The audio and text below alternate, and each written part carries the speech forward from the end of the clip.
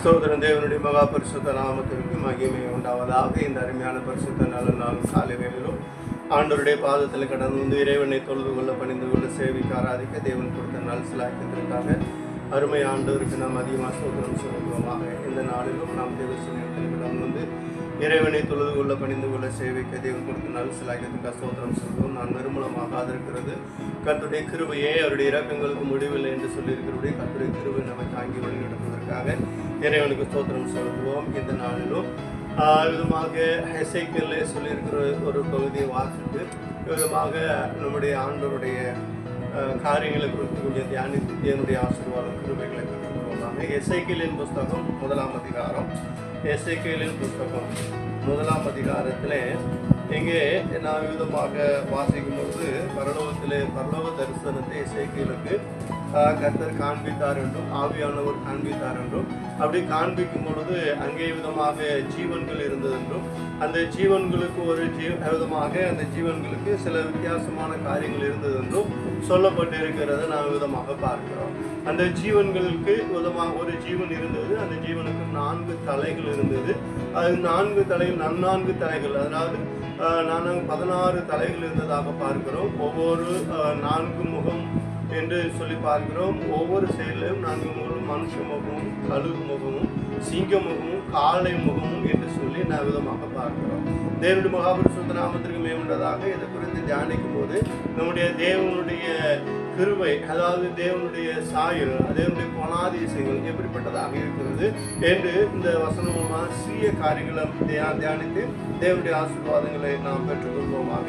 தேவனுடைய மகாபரிசுத்த நாமத்திற்கு மகிமை உண்டாவதாக. விதமாக நாம் பார்க்கும் பொழுது வசனம் 1ஆம் அதிகாரம் வசனம் 10 வாசிக்கிறேன். அவைகளுடைய முகங்களின் சாயலாவது வலது பக்கத்தில் 4 மனுஷ முகமும், சிங்க முகமும், இடது பக்கத்தில் 4 எருது முகமும், கழுகு முகமுமாய் இருந்தன. அவைகளுடைய முகங்கள் இப்படி இருக்க அவைகளுடைய செட்டைகள் மேலே பிரிந்திருந்தன. ஒவ்வொன்றுக்கும் உள்ள 2 செட்டைகள் ஒன்றோடு சேர்ந்திருந்தன. மற்ற 2 செட்டைகள் அவைகளுடைய உடல்களை மூடின என்று சொல்லி நாம் விதமாக பார்க்கிறோம். பொதுவாக நாம் சேராபீன்களை வாசிக்கும் பொழுது சேராபீன்கள் விதமாக எசேயா தீர்க்கதரிசியின் புத்தகத்தில் நாம் விதமாக வாசிக்கும் பொழுது சேராபீன்கள் என்ன செய்து தங்கள் 2 முகத்தால் கால்களை மூடி, 2 முகத்தால் முகத்தை மூடி, 2 செட்டைகள், அதாவது 2 செட்டைகள் விதமாக பறந்தது என்று சொல்லியிருக்காங்க. 2 செட்டைகளை கொண்டு கால்களை மூடினது, 2 செட்டைகளை கொண்டு முகத்தை மூடியிருந்தது, 2 செட்டைகளை கொண்டு பறந்தது என்று சொல்லி விதமாக பார்க்கிறோம். அவர்கள் தேவ ஆலயத்திலே தேவனுக்கு முன்பாக நின்று தேவனுக்கு விதமாக பறந்து கொண்டு ஒருவர் பேசி விதமாக கூப்பிட்டு சொன்னார்கள், சேனைகள் கர்த்தர் பரிசுத்தர், பரிசுத்தர், பரிசுத்தர், பூமி அனைத்தும் அவருடைய மகிமையால் நிறைந்திருக்கிறது என்று சொன்னதாக 6ஆம் அதிகாரத்தில் வாசிக்கிறோம். கேராபீன்கள் என்பவர்களுக்கு 4 செட்டைகள் என்று சொல்லி நாம் பார்க்கிறோம். சேராபீன்களுக்கு 6 செட்டைகளும், கேராபீன்களுக்கு 4 செட்டைகளும் சொல்லி பார்க்கிறோம். இது கேராபீன்களாக அன்னிக்கப்படுகிறதை பார்க்கிறோம். இவைகளுக்கு 4 முகங்கள், அதாவது வடக்கே 4 மனுஷ முகமும், சிங்க முகமும், தெற்கே 4 எரு முகமும், கழுகு முகமும் இருந்தது என்று சொல்லி விதமாக பார்க்கிறோம். என்றால் 4 முகம் என்று சொல்லி பார்க்கிறது. அவை முகங்கள் இருந்தது, அவைகளுக்கு கால்கள் இருந்தது என்றும், செட்டைகள் 4 செட்டைகள் இருந்தது. அது 2 செட்டைகளால் உடல்களை மூடி, 2 செட்டைகளால் பறந்தது என்று சொல்லி நாம் விதமாக பார்க்கிறோம். தேவனுடைய மகாபரிசுத்த நாமத்திற்கு மகிமை உண்டதாக. இந்த காரியங்களுக்கு பரலோகத்திலே ஏராளமான ரகசியங்கள் மறைந்திருக்கிறது. பரலோகம் என்பது ஒரு பெரிய பொக்கிஷம். அது வேதாந்தத்தில் முக்கியமாக காமிக்கப்பட்டிருக்கிறது. வேதாந்தத்தில் காமிக்கப்பட்ட பொக்கிஷம் எல்லாமே நமக்கு தெரியாது. அதில் உள்ள சில காரியங்கள் நாம் ஏதோ நமக்கு அறிந்திருக்கிறோம். மற்றபடி ஆவியானவர் நம்மளுக்கு ஆழமாக காண்பித்தவருடைய மற்றும் காண்பிக்க முடியாது என்று சொல்லி பார்க்கிறோம். அப்படியே நாம் சிறிய காரியங்களை நாம் அறிந்து பார்க்கிறோம். இங்கே பரலோக தரிசனத்தை, பரலோக வேதம் இவ்விதமாக சொல்லப்படுகிறதை பார்க்கிறோம். கர்த்தருடைய ஆவியானவர் பரலோகத்தில் நடக்கிற சில காரியங்களை குறித்து அவர் காண்பிக்கிறார். கர்த்தருடைய ஆலயத்தில் கொண்டு போன ஆவியிலே கொண்டு போனால் அங்கே பருவத்தில் கொண்டு போய் அங்கே தரிசனத்தை காண்பித்தார் என்றும் அங்கே ஜீவன் இருந்தது என்று சொல்லி நம்ம பார்க்கிறோம். ஜீவன் தான் உயிர்கள் அங்கே இருந்தது. அங்கே விதமாக சேராபங்களோ கேராபங்களோ என்று எதுவுமே குறித்து சொல்லப்படவில்லை. ஜீவன்கள் இருந்தது, உயிர்கள் இருந்தது. அந்த உயிர்கள் எப்படிப்பட்டதா இருந்தது, அவைகள் தேவனை மகிழ்ச்சி கொண்டிருந்தது, அவைகள் எப்படிப்பட்ட ரூபமுடையதா இருந்தது என்று சொல்லி நம்ம பார்க்கிறோம். நான்கு முகங்கள் மனுஷ முகமாக இருந்தது என்று சொல்லி நாவிதமாக நாட்களில் இந்த மனுஷ முகத்தை குறித்து நாவிதமாக பார்க்கிறோம். ஏனென்றால் பூமியிலே தேவனாகிய கர்த்தர் மனுஷனை உண்டாக்கினார். இது ஆதி ஆகமத்தின் புஸ்தகத்திலே வாசிக்கிறோம். அவர் மனுஷனை மண்ணினாலே உருவாக்கி அவனை தேவ சாயலாகவே படைத்து அவன் ஆசிரிய சுவாசத்தை ஊதி அவனை ஜீவாத்மாவாக மாற்றினார் என்று சொல்லி பார்க்கிறோம். அந்த மனுஷனை எப்படி உருவாக்கினார் என்றால் தம்முடைய சாயலாக அவனை சிருஷ்டித்தார் என்று சொல்லி வேதம் சொல்கிறதை பார்க்கிறோம். தம்முடைய சாயலாக மனிதனை சிருஷ்டித்தார். நம்மை போல தம்முடைய சாயலாக மனிதனை சிருஷ்டித்தார். நம்முடைய கர்த்தராகிய இயேசு கிறிஸ்து இந்த பூமியிலே கடந்து வந்த பொழுது அவர் அடிக்கடி மனுஷகுமாரன் என்று தன்னை அறிமுகப்படுத்திக் கொண்டார். அவர் மனுஷகுமாரன் அல்ல. அவரை குறித்து பிசாசுகள் என்ன சாட்சி சொன்னால், நீர் உன்னதமான தேவனுடைய பரிசுத்தர், நீர் உன்னதமான தேவனுடைய குமாரன், நீர் எங்களை வேதனைப்படுத்தாதபடி இங்கே இருந்து போ என்று சொல்லி அவர்கள் கேட்டுக்கொண்டார் என்று சொல்லி நாம் நிறைய இடங்களில் வாசிக்கிறோம். ஆனால் அவர் தன்னை மனுஷகுமாரன் என்று சொல்லி சொன்னார். ஆனால் அவரை பார்த்த மனிதர்கள் எப்படி சொன்னாங்க தெரியுமா? இவன் கச்சனுடைய குமாரன் அல்லவா, மரியாதை யோசேடைய கச்சன் அல்லவா, மரியாதை குமாரன் அல்லவா, இவருடைய சகோதர மத்தியில் இருக்கிறார்களே என்று சொல்லி சொன்னதாக நாம் பார்க்கிறோம். தேவனுடைய மகாபரிசுத்தம் என்பதாக அவர்கள் மனிதனுடைய பார்வையானது அது ரொம்ப ஒரு குறுகிய பார்வையா இருந்தது. இறைவனோ அவர் இறைவனாக இருந்த பொழுதும் இந்த பூமியை அவர் கடந்து வந்து மனிதனாக கடந்து வந்தபடினாலே அவர் மனுஷகுமாரன் என்று சொல்லி தன்னை தாழ்த்தினார் என்று சொல்லி வேதம் சொல்கிறதை பார்க்கிறோம். நான் வாசிக்கும் பொழுது 2ஆம் அதிகாரத்திலே 6ஆம் வசனத்திலிருந்து வாசிக்கும் பொழுது அவர் எப்படிப்பட்டவராக இருந்தார், அவர் எப்படிப்பட்டவராக இந்த உலகத்தில் கடந்து வந்தார் என்று சொல்லி சொல்லப்படுகிறது. நம்ம பார்க்கிற வாசிக்க 2ஆம் அதிகாரம் 6ஆம் அவர் தேவனுடைய ரூபமாய் இருந்தும் தேவனுக்கு சமமாய் இருப்பதை கொள்ளையாடின பொருளாக எண்ணாமல் தம்மை தாமே பெருமையாக்கி அடிமையின் ரூபம் எடுத்து மனுஷ சாயலானார். அவர் மனுஷ ரூபமாய் காணப்பட்டு மரண பரியந்தம், அதாவது சிலுவையின் மரண பரியந்தமும் கீழ்ப்படிந்தவராகி தம்மை தாமே தாழ்த்தினார் என்று சொல்லி நாமதாக பாருங்க. யாருக்கு முன்பாக தம்மை தாழ்த்தினார்? தேவனுக்கு முன்பாக, பிதாவாக இறைவனுக்கு முன்பாக அவர் தன்னை தாழ்த்தினார். மனிதர்களுக்கு முன்பாக தன்னை ஒரு மனிதனாக காண்பித்தார். தன்னை மனுஷகுமாரன் என்று சொல்லி சொல்கிறது நாமதாக பாருங்க. விரோதமாக ஒரு இடத்துல ஒரு திருவாத காரனை கொண்டு வீட்டுக்கு முன்பாக திருவாதக்காரனை பார்த்து, மகனே உன் பாவங்கள் உன் மன்னிக்கப்பட்டது, எழுந்து போ என்று சொன்னார். உடனே அங்க இருந்த ஆசாரியர்களும் யூதர்களும் பரிசேயர்களும் என்ன சொன்னாங்க? பாவங்களை மன்னிக்க தேவன் ஒருவருக்கு அதிகாரம் உண்டு, இவன் யார், இவன் பாவங்களை மன்னிக்கிறேன்னு சொல்கிறானே என்று சொன்னார். உடனே இயேசு சொன்னார், மனுஷகுமாரனுக்கு பாவங்களை மன்னிக்க அதிகாரம் உண்டு என்று சொன்னார்.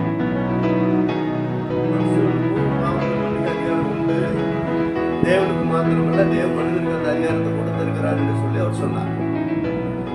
அப்ப தன்னை மனுஷகுமாரன் என்று சொல்லி தன்னை தாழ்த்தினார். இன்னைக்கு நிறைய பேர் சொல்லுவாங்க மனுஷகுமாரன்,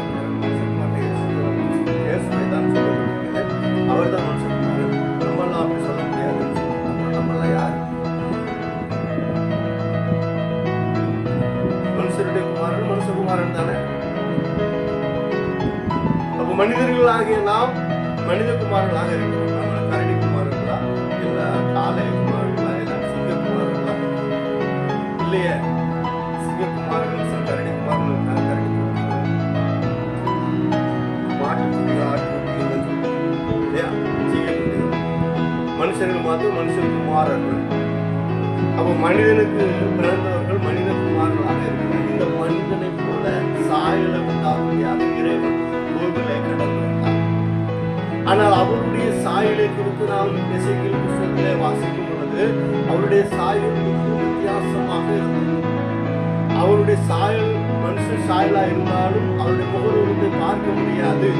அது அக்கினிமயமாக இருந்தது, சொகுசாவை போல் நிறமாக இருந்தது என்றெல்லாம் விதமாக எசேக்கியேல் புத்தகம் 1ஆம் அதிகாரம் கடைசி பகுதியில் நாம் வாசித்துக் கொண்டிருக்காங்க.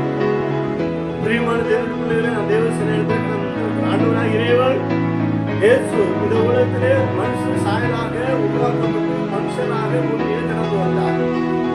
மனிதர்களுக்காக பாட அனுபவிக்க போகிற ஒரு நினைவு சின்னமாக அந்த ஜீவன்களுக்கு மனுஷன் கொடுக்கப்பட்டிருந்தது என்று சொல்லி நாம் பார்க்கிறோம். மனிதனுக்காக பாட அனுபவித்து மனிதனுக்காக பாடுகளை சுமந்து மனிதனோடு மனிதனாக கடந்து வந்து அவர் உலகத்திலே வந்தார், ரட்சகராக வந்தார்.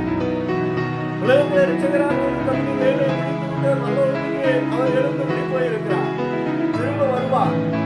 ரட்சகராக வரமாட்டார், மீட்பராக அவர் வரும்பொழுது ஏற்கனவே ரட்சகராக வந்தபடினால் சிலுவையிலே தன்னை ஒப்பு கொடுத்து பாவ பரிகாரம் செய்யும்படியாக கடந்து வந்தார். இப்பொழுது பாவ பரிகாரம் செய்கின்ற உபதேசத்தை கண்டு சபைகளிலே கொடுத்திருக்கிறார். சபையிலே உபதேசத்தை கொடுத்திருக்கிற உபதேசத்தை கேட்டு கீழ்ப்படிந்து அந்த உபதேசத்தை தன்னை சுத்திகரித்துக் கொள்கிறவர்கள் பரிசுத்தம் அடைகிறார்கள். சிலர் என்ன சொல்வாங்க, கர்த்தர் அன்புள்ளவர். அவர் அன்புள்ளவர் தான், யார் இல்லைன்னு சொன்னா அவர் யாரையும் தண்டிக்க மாட்டார், அவர் யாரையும் தண்டிக்க மாட்டார்னு வேதமும் சொல்லுது. நான் என்ன பாவம் செஞ்சாலும் அவர் தண்டிக்க மாட்டார். உண்மைதான், நீ என்ன பாவம் செஞ்சாலும் செஞ்சுட்டு போட்டுட்டாரு. ஏன்னா வேதம் என்ன சொல்லுது, ஏதோ சீக்கிரமா வருகிறேன், அவனுக்கு நாளைக்கு பலன் என்னோடு கூட வருகிறது. அநீதி செய்கிறவன் இன்னும் அநீதி செய்யட்டும், அசுத்தமா இருக்க இன்னும் அசுத்தமா இருக்கட்டும், நீதி செய்யற இன்னும் நீதி செய்யட்டும், பரிசுத்தமாக இன்னும் பரிசுத்தமாகட்டும். நான் என்ன பாவம் செஞ்சாலும் ஆண்டவர் மன்னிப்பார்.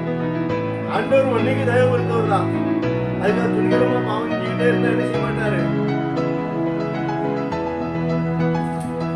திடீர்னு ஒரு நாள் வேலை முடிஞ்சு போச்சு, நமக்குரிய பூமிக்குரிய வேலை முடிஞ்சு போச்சுன்னா அன்னைக்கு நமக்கு மன்னிக்கிறதுக்கு எந்த விதமான நேரமும் இல்லாமல் போய்விடும் என்று சொல்லி பார்க்கிறோம். நிறைய பேர் சொல்லுவாங்க, இயேசுநாதர் வரும்பொழுது அவர் வருவார், ரெண்டாம் வருகையில ரகசியமா வருகை இருக்குது. அது வருகையில என்ன செய்வாங்க, வருவாரு, தமக்கு ஆயத்தமா இருக்கிற ஜனங்கள்லாம் வந்து அவர் கழுவி சுத்தி எடுத்துருவார். ஏற்கனவே அவர் வந்துட்டார், கல்வி சுத்தி இருக்கிற உபதேசத்தை சபையில கொடுத்திருக்கிறார். அந்த உபதேச சட்டத்திற்கு யார் கீழ்படுகிறார்களோ அவர்கள் சுத்திகரிக்கப்படுகிறார்கள். யார் கீழ்படுகிறார்கள் அவர் சுத்தமாக்கப்படுகிறார்கள். யார் கீழ்படுகிறார்களோ அவர்கள் மேன்மையாக உயர்த்தப்படுகிறார்கள். அவர்கள் தேவனுடைய ராஜ்யத்துக்கு ஆயத்தமா இருக்கிறார்கள். தேவனுடைய ராஜ்யம் சமீபமா இருக்கிறது.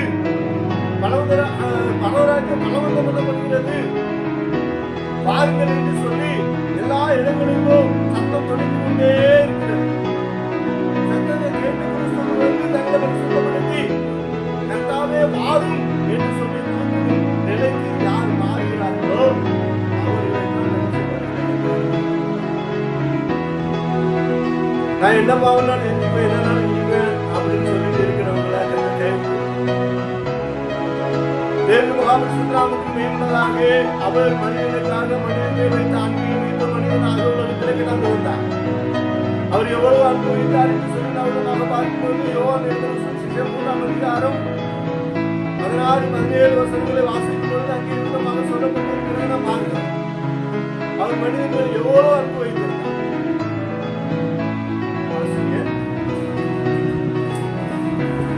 3:16-17 தேவன் தம்முடைய ஒரே பேரான குமாரனை விசுவாசிக்கிறவன் எவனோ அவன் கெட்டு போகாமல் நித்திய ஜீவனை அடையும்படிக்கு பிதாவாகிய இறைவன் இயேசு இந்த உலகத்திலே மனிதனாக தந்தருளி அவர் சிலுவையிலே நமக்காக பாடுகளை ஏற்றுக்கொண்டு கல்வாரி சிலுவையிலே மரித்து அடக்கமன்று உயிர் தெழுந்து அந்த பாடு உட்படுத்தி இவ்வளவா உலகத்திலே அன்பு கூர்ந்தார். உலகத்தை ஆக்கினைக்குள்ளாக தீர்க்கும்படி தேவன் தம்முடைய குமாரனை உலகத்தை அனுப்பாமல் அவராலே உலகம் ரட்சிக்கப்படுவதற்காக அனுப்பினார். ஹல்லேலூயா. அவராலே உலகம் நிச்சயமா ரட்சிக்கப்பட வேண்டும். மார்க் எழுதின சுவிசேஷம் 16:16 வாசிக்கிறோம். நீங்கள் உலகமும் கடந்து சென்று சகல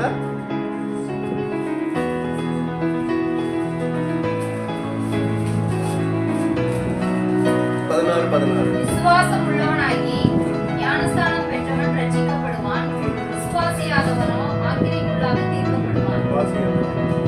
விசுவாசிக்கிறவரால் நடக்கும் அடையாளங்களாவன விதமாக வாசிக்கிறோம். விசுவாசம் உள்ளவனாகி ஞானஸ்நானம் பெற்று ரட்சிக்கப்படுவான். லூக்காவிலே வாசிக்கிறோம். உலகமும் போய் எல்லாருக்கும் யாருக்கும் தெரியுமா?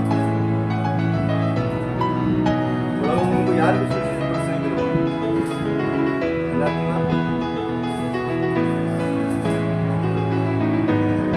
ஜனங்களுக்கு மாத்திரம் இல்ல, சகல சிருஷ்டிகளுக்கும் அப்போ எதெல்லாம் ஜீவன் இருக்குது, ஆத்மா இருக்குதுலாம் மனிதனுக்குள்ள ஆத்மா இருக்குது நமக்கு தெரியும். அது வேதத்தை வச்சு சொல்றோம். ஆனா வேதம் ஆண்டவரே இயேசு என்ன சொல்ற, சகல சிருஷ்டிகளுக்கும் சுவிசேஷத்தை செய்யுங்க. அப்ப எல்லாருக்கும் சுவிசேஷத்தை சொல்லணும்.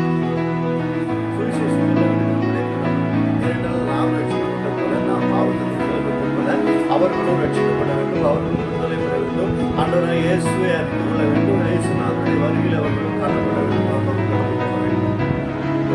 இரண்டாவது, உலகத்திலே நாம் ஒன்று கொண்டு போவதில்லை. நாம் இந்த உலகத்திலே இருக்கிற நாள் வரைக்கும் ஆத்மாதான் பண்ணி அந்த ஆத்மாக்கள் ஒருவேளை நாம் இருக்கிற நாளுக்கு அந்த ஆத்மா ஆதரவு பண்ணுகிறோம். ஒருவேளை நாம் இருக்கிற நாட்டிலே அவர்கள் மறித்து பரலோகம் போய்விட்டால், அவர்கள் ரட்சிக்கப்பட்டு பரிசுத்தப்பட்டு பரலோகம் போய்விட்டால், பிற்பாடு அவர்களுக்கு பிற்பாடு நாம் பரலோகம் போகும்போது ஆட்கள் வேணும். அதனாலதான் சொல்றேன், அந்நிதியான உலகத்துல சிலைகளை சம்பாதிகள். அப்படி நீங்க சம்பாதிக்கும் பொழுது என்ன சொன்னா, பரலோகராஜ்யத்தில் நீங்க வரும்போது உங்களை ஏற்றுக்கொள்வார் உண்டாகும்படி விதமான காரியங்களை செய்யுங்க. அப்ப நமக்கு முன்னாடி நிறைய பேர் போயிட்டாங்கன்னா நம்ம என்ன சொல்லணும், பின்னாடி போகும்போது அவங்க நம்மளால வரவேற்பாங்க. ஏன் தெரியுமா? இவங்களாலதான் இவங்களாலதான் நான் என்ன செஞ்சேன், ரட்சிக்கப்பட்டு பரலோகத்தில் உட்காந்துருக்கேன். வாங்க வாங்க வாங்க, நீங்க எதிர்பார்த்துட்டே இருப்போம். எங்களுக்கெல்லாம் சொல்லி செஞ்சு பார்த்தா ரொம்ப சந்தோஷம். வாங்க வாங்க சொல்லி எழுச்சுவாங்க. தூதரோடு சேர்ந்து அவங்களும் வந்து நம்மளை வரவேற்பாங்க. அப்படி ஒருமையான ஒரு வரவேற்பு நம்ம கிடைக்கணும்னா நாம என்ன செய்யணும், அந்த இருக்கும்போதே போய் சுவிசேஷம் சொல்லணும். நம்முடைய கோபம், எரிச்சல், நம்முடைய சுபாவங்கள்லாம் என்ன செய்விடாங்கிட்ட காமிக்க கூடாது. கிறிஸ்துக்காக எல்லாவற்றையும் அடக்கி ஒரு பக்கமா எடுத்து தூர போட்டுட்டு நாம் கிறிஸ்துவை காண்பிக்க வேண்டும். கிறிஸ்து இந்த உலகத்துல கடந்து வந்த பொழுது எதை காண்பிச்சார் தெரியுமா? தான் மனுஷனாக காண்பித்தார். எதை காண்பித்தார்? தான் மனுஷனாக காண்பித்தார். மனுஷனுக்கு எல்லா விதமான அறிவும் உண்டு, பொறுமை இருக்கும், சாந்தம் இருக்கும், எல்லா காரியங்களும் எல்லா நல்ல காரியங்களும் உண்டு. ஆனால் அவர் எல்லா நல்ல காரியங்களும் காண்பித்தார், தீய காரியங்களை காண்பிக்கவில்லை என்றால் அவர் தன்னை மனுஷனாக மனிதனாக இருந்தவன் என்னைக்கு பிசாசுக்கு இடம் கொடுக்கிறானோ அப்பொழுதுதான் அவன் தீய காரியங்களுக்கு இடம் கொடுக்கிறான். விதமாக ஏதேன் தோட்டத்திலே கர்த்தர் சொன்னார், விதமாக நீங்கள் பண்படுத்துங்கள், காத்துக்கொள்ளுங்கள், நீங்க விதமான காரியங்கள் செய்யுங்கள். அதை அவர்கள் செய்யவில்லை. அதனால் பிசாசு சொல்லில் விழுந்தது. கர்த்தர் சொன்ன காரியத்தை மீறி போட்டார்கள். அதனால் பிசாசுடைய ரூபம் இவனுக்குள் வந்தது. மனித சாயலை அற்றுப்போனான் என்று சொல்லி அவர் நம்பலாம். மனித சாயலை அவன் இழந்து போனபடினால பிசாசுடைய சாயல் அவனுக்குள் வந்தது. இப்பொழுது தெய்வீக சாயல் அவன் இழந்து போனான். அதனால்தான் நீதி வஸ்திரம் அவனை தரித்திருந்த நீதி வஸ்திரம் அவனுக்கு விலகின பொழுது நிர்வாணியாக காணப்பட்டான். ஒருவன் கிறிஸ்துவுக்குள் இருக்கிறான், புது சிருஷ்டியா. கிறிஸ்துவுக்குள் இருக்கிறதா புது சிருஷ்டியா இருக்கிறான். அவன் கிறிஸ்து விட்டு வெளியே போயிட்டான்னா அவன் எல்லா விதமான அசுத்தத்திலும் உழண்டு கொண்டு இருப்பான். எல்லா விதமான அசுத்தத்திலும் உழண்டு கொண்டு மாத்திரமல்ல, தன்னை மாதிரியே மற்றவங்க ஒரு கிறிஸ்துவில் இருந்து நல்ல நல்ல காரியங்கள் செய்தா அவனும் தன்னை மாதிரியே மற்றவங்க நல்லா இருக்குன்னு நினைப்பான். அவளே போய் பிசாசின் ரூபங்களால் மாறிவிட்டால் எல்லாரும்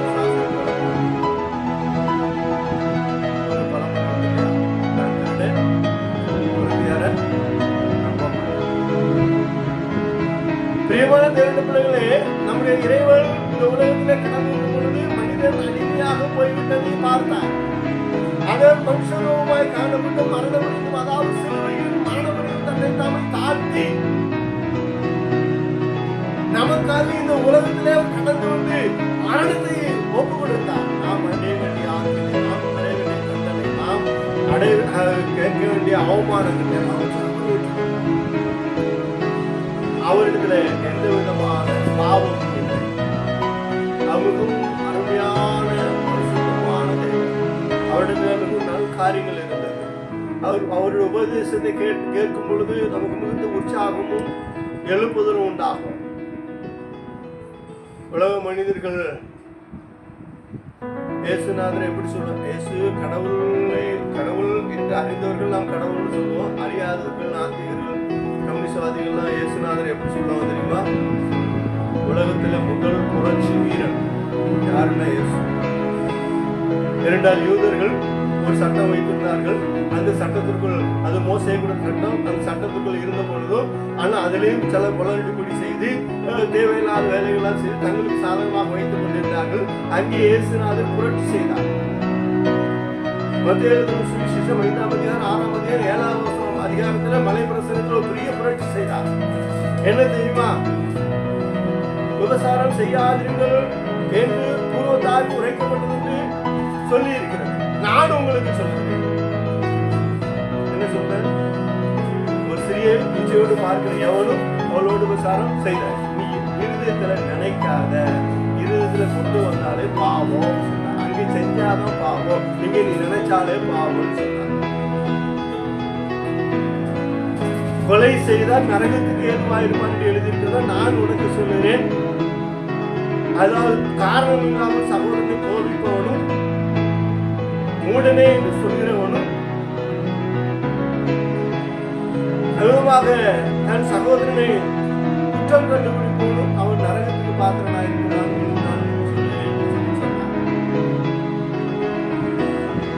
அங்கே செய்தால் பாவம் நியாயப்பிரமாணத்துல நீங்க சிந்திச்சாலே பாவம், சிந்தனையில இருக்குது. நீ இப்படி செய்யாதே, இப்படி செய்ய. ஓய்வு நாளில் விதமாக ஓய்வு நாளில் போய் பிரசங்கம் செய்து கொண்டார். அங்கே ஆராய்ச்சி செய்தார். அங்கே ஒரு பெண் கூடாத கூலியா இருந்தால் அவரை சுமத்தினார். ஓய்வு நாளில் வந்து சமூகத்தில் போய் 10 நாள் சமூகத்தில் ஏசு அங்கே என்ன சொன்னார்? மாயக்காரர்கள் என்று சொல்லி சொன்னார். ஒரு கழுதையோ எருதோ விதமாக அது குழியில இருந்தால் தூக்கிவிட மாட்டோம். ஓய்வு நாளில் தூக்கிவிட மாட்டியா? அதே போல இத்தனை வருஷமாக ஆபிரகாமுடைய குமாரத்தை கட்டப்பட்டிருக்க அவரை நீங்கள் கட்டி விட்டு விட வேண்டாமா, அவளை தூக்கி விட வேண்டாமா என்ற ஒரு புரட்சியை காண்பித்தார். அது அவர்களுக்கு வித்தியாசமாக இருந்தது. அது அவர்களுக்கு எதிராக இருந்தது. இந்த காரியெல்லாம் புரட்சியா இருந்தது, அவர்களுக்கு எதிராக இருந்தது. ஆனால் இயேசு வந்து நற்காரியங்களை மனிதனை மனிதனாக மாற்றினார். மனிதன் ஆதாம் காலத்திலிருந்து பிசாசுடைய சாயலை, தேவ சாயலை அவன் இழந்து பிசாசுடைய சாயலை அணிந்து கொண்டிருந்தபடினாலே இப்பொழுது இயேசு என்கிற பெயரோடு இறைவன் கடந்து வந்து அவர் தேவ சாயலை மனிதனுக்குள் புகுத்துகிறதை காண்கிறோம். மனிதன் எப்படிப்பட்டவனாக இருக்க வேண்டும்? மனுஷ சாயல் தேவன் ஆதியிலே தம்முடைய சாயல் தேவ சாயலாக மனுஷனை படைத்தார். இந்த மனிதன் அடிமையாக போன பொழுது மறுபடியும் அவனை மனிதனாக மாற்றுவதற்காக இந்த உலகத்தில் மனுஷனாக அவர் கடந்து வந்த பொழுது அவர் நமக்காக ஜீவனை கொடுத்தார். ஜீவனை கொடுத்து மாத்திரம் சட்டத்திட்டங்களை கொடுத்தார். எவ்வளவாக புதிய உபதேசத்தை கொடுத்தார். இப்படி இருக்க வேண்டும், இப்படி நடந்து கொள்ள வேண்டும், இப்படி இருக்க வேண்டும் என்று சொல்லிவிட்டு சொன்னார். பழைய ஏற்பாடு நியாயப்பிரமாணத்தில் எந்த எழுத்து எந்த உறுப்புகளை நான் அழிப்பதற்காக வரவில்லை, அதை நிறைவேற்றும்படியாக வந்தேன் என்று சொன்னார். அப்படி என்றால் பழைய ஏற்பாட்டின் பிரமாணத்தை அவர் என்ன செய்யல? தூக்கி போட்டுங்க, அதுக்கு நமக்கு தேவையில்லை அப்படின்னு ஒரு எந்த இடத்துல என்ன செய்யல? சொல்லல. அதை நிறைவேற்றும்படியாக நான் வந்திருக்கிறேன். நீங்க அங்க இப்படி சொல்லி இருக்குது, நீங்கள் இப்படி செய்யுங்க. விருத்த சேதனம் பண்ணிக்கொள்ள வேண்டும். பண்ணியிருந்தான். 2ஆம் நாளில் அவர் விருத்த சேதனம் பண்ணப்பட்டார். அவர் நியாயப்பிரமாணத்தின்படி நடந்து கொண்டிருந்தார். பிரஜாதிகளாக நமக்கு விருது செய்ய வேண்டாம் என்கிறது பவுலுடைய ஊழிய நாட்களிலே அப்போஸ்தலர்கள் கூடி தீர்மானம் பண்ணின ஒரு காரியம். அதனால விருது செய்ய தேவையில்லை.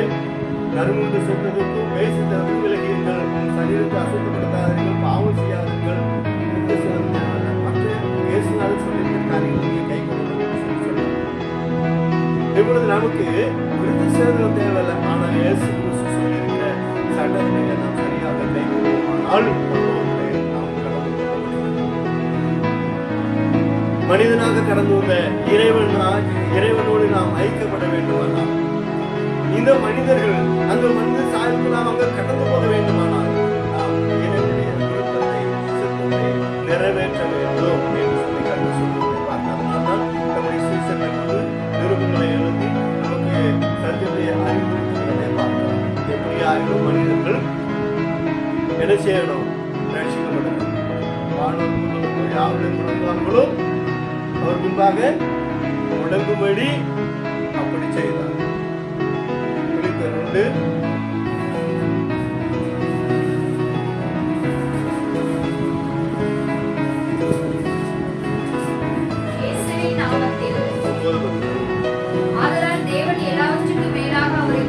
ஆதலால் தேவன் எல்லாவற்றுக்கும் மேலாக அவரை உயர்த்தி இயேசுவின் நாமத்தில் வானோர் பூதலத்தோர் பூமியின் கீழானோர் யாவருடைய முழங்கால்களும் முடங்கும்படிக்கும் பிதாவாகி தேவனுக்கு மகிமையாக இயேசு கிறிஸ்து கர்த்தர் என்று நாவுகள் யாவும் அறிக்கை பண்ணும்படிக்கும் எல்லா நாமத்திற்கும் மேலான நாமத்தை அவருக்கு அவர் தேவனுக்கு சமமாயிருப்பதை கொலையாடி கொண்டார். எண்ணாமல் தம்மை தாமே வெறுமையாக்கி மனுஷரும், அதாவது மனுஷர் சிலுவையின் கீழ்படிந்தவர், அதாவது மனுஷன் அடிமையின் ரூபம் எடுத்து மனுஷன் அடிமையாக இருந்தார். அந்த மனுஷர் ரூபமாக அவர் கடந்து வந்தார். அவர் தன்னை மிகவும் தாழ்த்தினார். இயேசு மிகவும் தன்னை தாழ்த்தி மனுஷனுக்காக அவர் கடந்து வந்ததினாலே அந்த ஜீவன்களுக்கு மனுஷர் முகம் அங்கே சாயல் கொடுக்கப்பட்டிருக்கிறதை பார்க்கிறோம். இது மூலையில தரிசனம் எசேக்கியேல் தீர்க்கதரிசி புத்தகத்தில் உள்ளது. இயேசு உலகத்தில மனுஷனாக கடந்து வர போகிறார் என்பதை குறித்து அங்கே எழுதப்பட்டிருக்கிறதை பார்க்கிறோம். ஜீவன்கள் பரலோகத்திலே சாட்சிகள் வைக்கப்பட்டிருக்கிறது. ஒவ்வொன்றுக்கும் சாட்சிகள் இருக்கிறது. எப்படி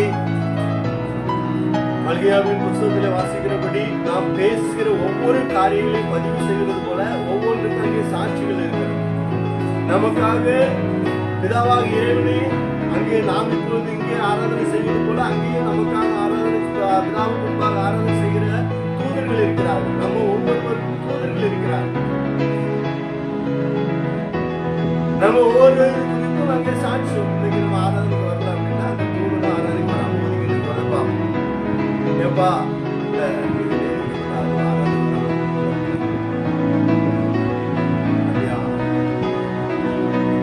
என்ன நடக்குதாங்க அந்த சாயல் காண்பிக்கும்.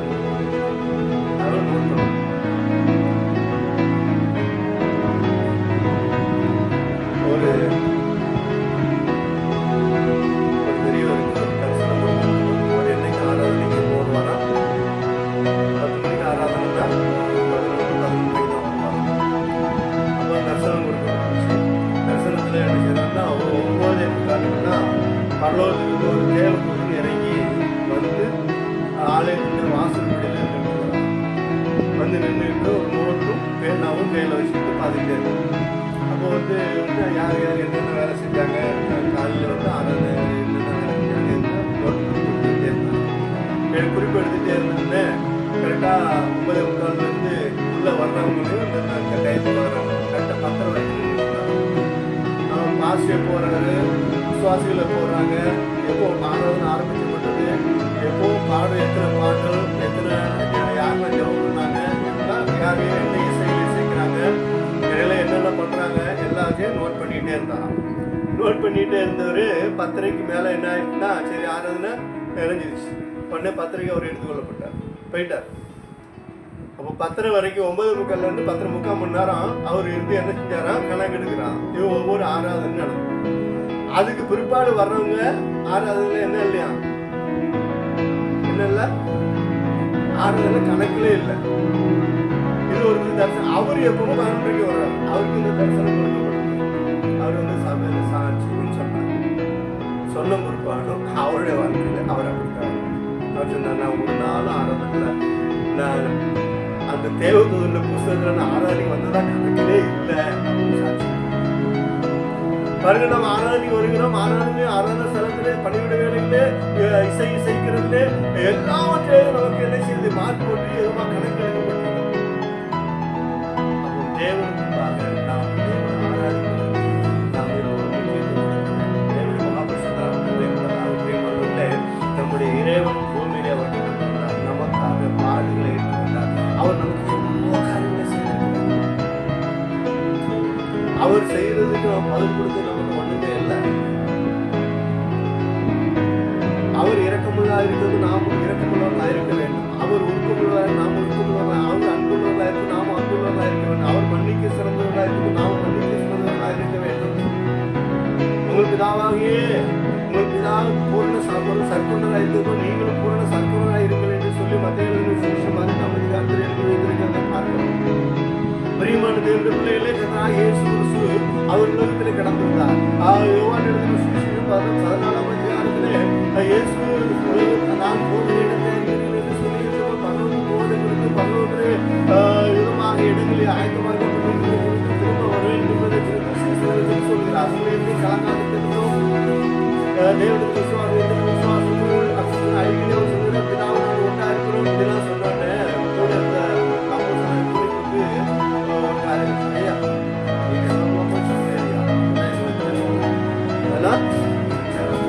பிதாவை எங்களுக்கு காண்பியாது போதும். பிதாவை எங்களுக்கு காண்பியும் அது எங்களுக்கு போதும். சும்மா எங்களுக்கு தேவையில்லை. பிதாவை எங்களுக்கு காண்பியும் அது எங்களுக்கு போதும். எனக்கு நிறைய பேர் இந்த வாழ்க்கை சொல்ற வாழ்க்கை சட்டைகள்லாம் வாய் அந்த மாதிரி அவங்க உடனே பிதாவை காண்பியாது போகிற வழியை அப்போ தேச சொல்ற நானும் பிதாவும் நீ இவ்வளவு நாள் என்னோட கூட இருந்து என்னை நீ அறியவில்லையா? நானும் பிதாவும் ஒன்றா இருக்கிறோம். என்னை கண்டவன் பிதாவை கண்டான் அப்படின்னு சொன்னான். என்ன, நாங்கள் இருவரும் ஒன்றே என்று சொன்னார். என்னை கண்டவன் பிதாவை கண்டான். அப்போ பிதாவை யாரும் நேரடியான இதுல பார்த்ததில்லை. காணக்கூடாதவரும் ஒருவரும் கண்டிராதவரும் இறைவனை காணும்படியாக இறைவன் மனிதனாக கடந்து வந்து இறைவனுடைய சாயலை நாம் காணும்படி இயேசு அவர் மனித சாயலாக, தேவ சாயலாக உண்டாக்கப்பட்ட மனிதன் தேவ சாயலை இழந்த பொழுது மனிதனுக்காக மறுபடியும் அந்த சாயலை மீட்டும்படியாக மனிதனாக கடந்து வந்து மனிதனுக்குரிய எல்லா விதமான மனிதனுக்குள்ள இருக்கிற கெட்ட எண்ணங்கள், சிந்தனைகள், கெட்ட காரியங்களை அகற்றும்படியாக அவர் கடந்து வந்து அந்த உபதேசம் நாம் கை கொள்ளும் பொழுது நம்மை பரிசுத்தப்படுத்துவதாக இருக்கிறது. நம்மை அவருடைய வருகைக்கு ஆயத்தப்படுத்துகிறதாக இருக்கிறது என்று சொல்லி தேவனுடைய மகாபரிசுத்தராமத்துக்கு மகிமை உண்டாவதாக. அந்த ஜீவனுக்கு 4 தலைகள் இருந்தது. அதாவது உயிருள்ள ஒரு காரியங்களுக்கு அங்க என்ன இருந்து, உயிருள்ளவர்களுக்கு என்ன இருந்தது, 4 தலைகள் இருந்தது. அதுல ஒரு சாயல் மனுஷ சாயல் என்று சொல்லியிருக்காங்க. ஏன் மனுஷ சாயல்? மனிதனுக்காகத்தான் உலகத்தை உருவாக்கி, உலகத்தை முழுவதும் உருவாக்கிவிட்டு மனிதனை ஆளுகை செய்ய மனிதன் தன்னுடைய ஆள்கை இழந்த பொழுது அவனை மறுபடியும் தூக்கி எடுத்து நிறுத்தி அவனை மறுபடியும் மனிதனாக மாற்றுவதற்கு இறைவன் மனிதனாக கடந்து வந்து அவர் நமக்காக எல்லா தியாகத்தையும் எல்லா காரியங்களையும் அவர் நம்மை மறுபடியும் மனிதனாக மாற்றுவார். ஒரு மனுஷன் தன்னை கீழே பார்க்கிறாங்க. ஒரு கீழான ஒரு மனுஷன் சராசரி மனுஷனை பார்க்கிறாங்க. சராசரி மனுஷன் கொஞ்சம் பார்க்கிறவன் அவனுக்கு பார்வை மேல பார்க்கிறவன் மனிதன். பரலோகத்தை நோக்கி பார்க்கிறான்னா அவன் யாரு? தேவன். அதனால வேதம் சேர்ந்து வாசிக்கிறோம். பூமிக்குரிய நல்ல சிலர்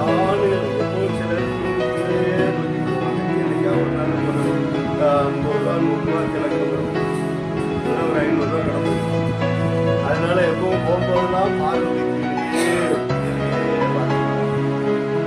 1000 ரூபா கிடைக்காதா 2000 ரூபா கிடைக்காதா இதுலயே தான் பார்த்துட்டு போவோம். இவங்க பார்வை எப்பவும் என்ன செய்யாது? மேல இருக்குது. எதிர்த்தால வர மனுஷன் எப்படி வரான்னு கூட பார்க்க மாட்டாங்க.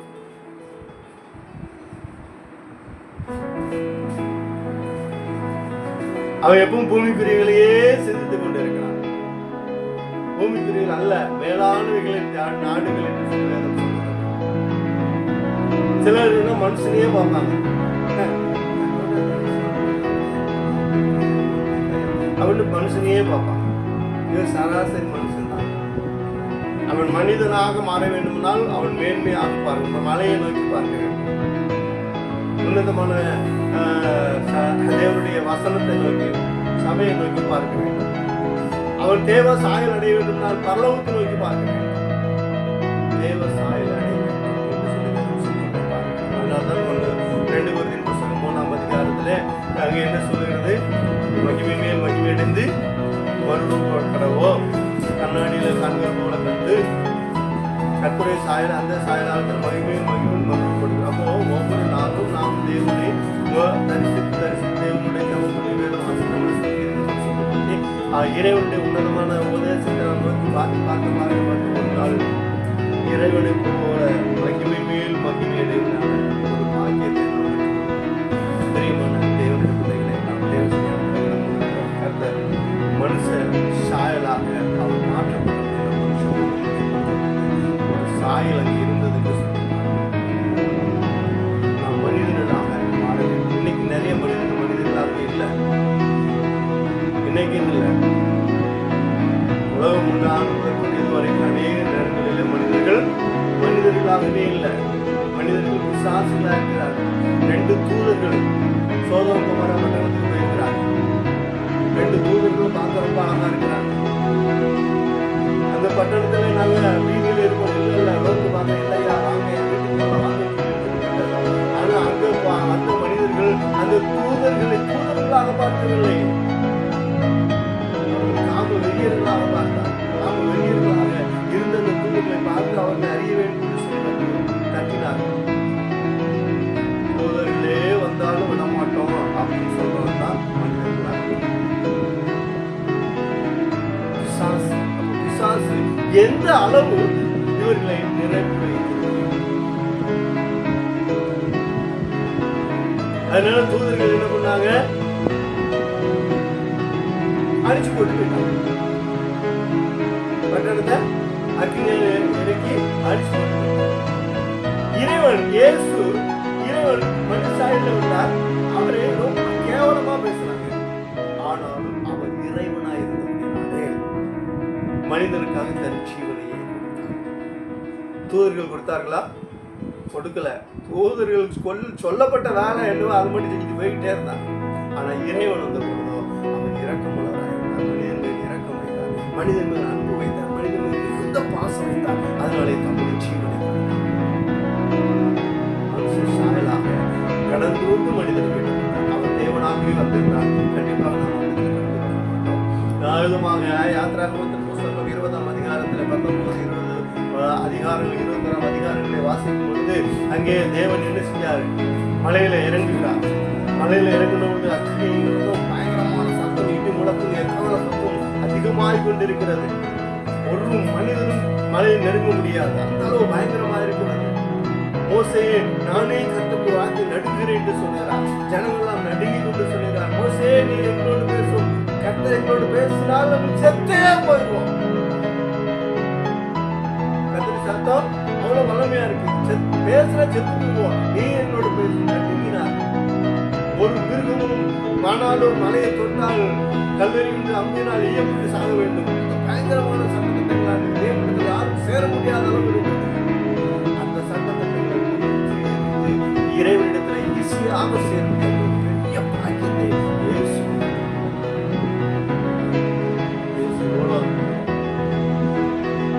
இயேசு வழியா போனா பிதாவாகிய ஈஸியாக யோவான் எழுதின சுவிசேஷம் 1ஆம் அதிகாரம் 12ஆம் வசனம்.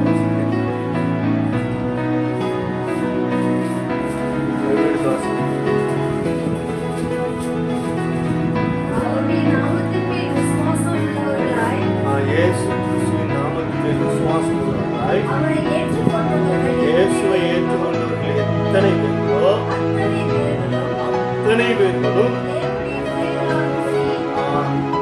தேவனுடைய பிதாவாகிய தேவனுடைய பிள்ளைகளாகி அவர்களுக்கு அதிகாரம் கொடுத்தார். இயேசு எத்தனை பேருக்கு அத்தனை பேரும் பிள்ளைகளாகும் தேவனுடைய பிள்ளைகளாகும். யாருடைய நாமத்தினாலே? இயேசு என்ற நாமத்தை ஏற்றுக்கொண்டவர்கள் அத்தனை பேர்களுக்கும் அதிகாரத்தை கொடுக்கிறார். எவ்வளவு பெரிய அதிகாரம் கொடுக்கிறது. ஆனால் நாம் எப்படிப்பட்டவர்களா இருக்கோம்? எங்கே இருக்கோம்?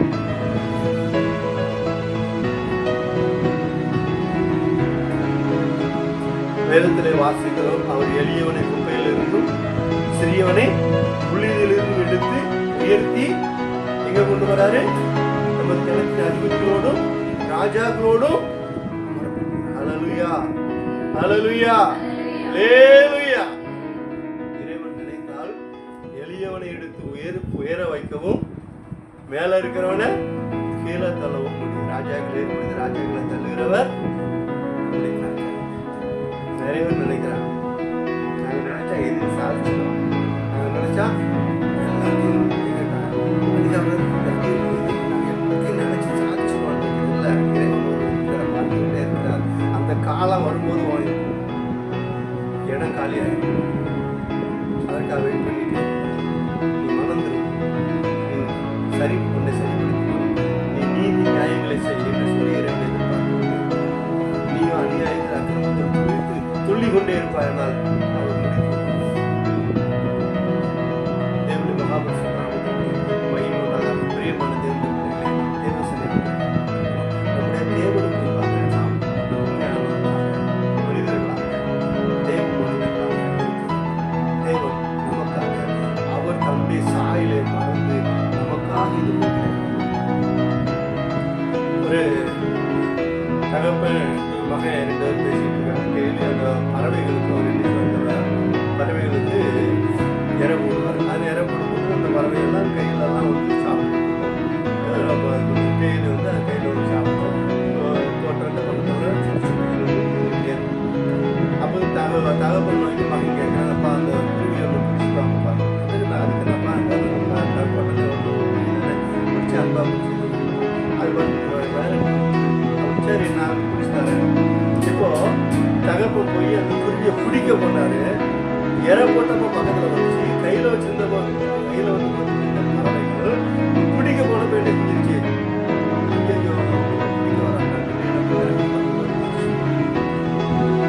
இறைவன் உருவாக்கினார், ஏதேனும் அஞ்ஞான தோட்டத்தை உருவாக்கினார். அவன் எல்லா விதமான வசதிகளும் செய்து கொடுத்தார். அவன் பாவம் செய்து அவனை அங்கிருந்து வெளியே அனுப்பினார். ஆனால் அவனை தமிழகத்தில் வரவழைக்கும் பொழுது அவன் பயத்தை நடுங்கி துடித்தான். என்கிட்ட பேச இறைவன் என்கிட்ட பேச அவன் பாவம் செய்து கொண்டு மரங்களுக்கு ஒழித்து கொண்டான். எங்கே இருக்கிறார்? பாவம் செய்த மரங்களுக்கு ஒழித்து கொண்டான். பயந்து நடுங்கி ஒழித்து. அப்போ இப்போ என்னன்னா, இந்த பறவைய இறை போட்ட போது கையில கொடுத்த போது அவன் பிடிச்சு ஏதேனும் தோட்டத்தில் அருமையான சூழல் உண்டானது. நெருங்கி வந்த போதுதான் நெருங்கி போனோம்.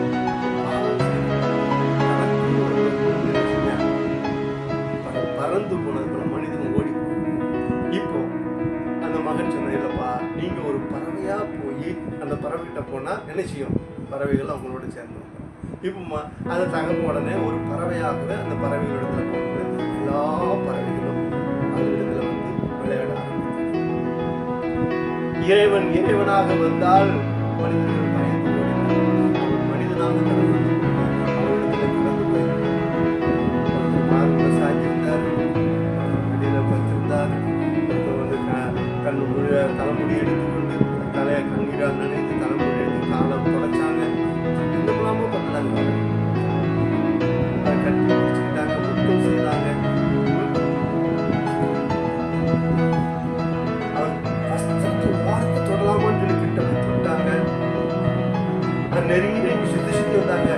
அம்மா என்னன்னா சுத்தி சுத்தி வருது, என்ன கண்டுக்கவே இல்லை. ஐயா அம்மா சந்தர்ப்பம் கிடைக்காதா பேச வாய்ப்பு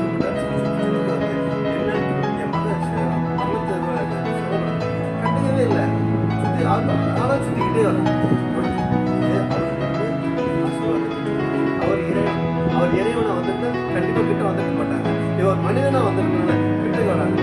பேதுரு சொன்னாரு, ஐயா உங்க சொல்ல சதுசாதம் அவர் சொன்னாரு,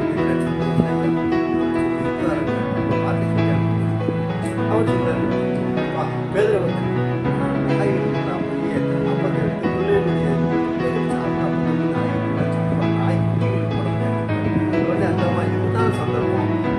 இதுதான் சந்தர்ப்பம். தன்னை தாழ்ந்து அந்த மேலிருந்து அப்போ கீழே விழுந்துச்சுன்னா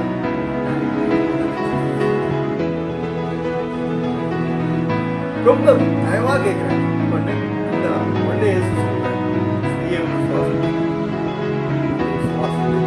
தன்னை தாழ்த்தறேன் தெரியாது. ஆனால் அந்த இடத்துல அந்தம்மா தன்னை தாழ்த்தி தேவனிடத்துல கிருபை கற்றுக்கொள்ள வேண்டும். இன்னைக்கு நிறைய பேர் என்ன சொல்லுவாங்கன்னா,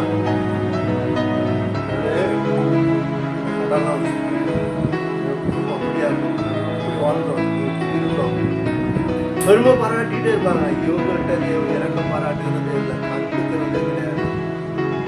என்னைக்கு தங்களை தாழ்த்தி தேவன் சிறையிட்டு கடந்து வருகிறார்களோ அவர்களுக்கு தேவன் இறக்கப்படுவதாக இருக்கிறார். தங்களை தாழ்த்தி